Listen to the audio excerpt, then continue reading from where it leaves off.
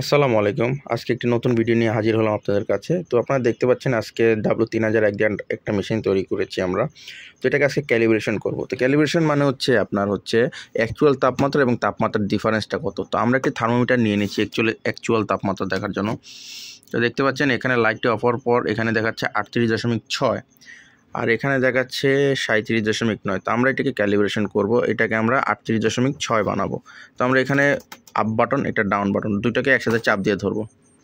এখন আমরা ডিফারেন্সটা করে নেব। এখানে যেহেতু প্লাস ডিফারেন্স, তো আমরা এখানে ধরে নেব 38.6 করতে হবে। তাহলে দেখি, এখন দেখতে পাচ্ছেন আমাদের এটা 38.6 হয়ে গিয়েছে।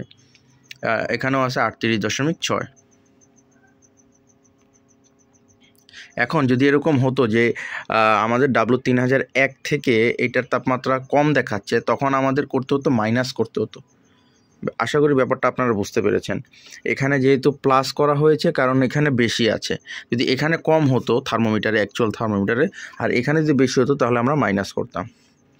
তো আশা করি আপনাদেরকে ভিডিওটা ভালো লেগেছে। এটি শর্ট ভিডিও করলাম, জানি আপনারা বুঝতে পারেন কীভাবে W3000 একটি ক্যালিব্রেশন করা লাগে। তো আমাদের চ্যানেলটিকে সাবস্ক্রাইব করে দিবেন। ধন্যবাদ সবাইকে।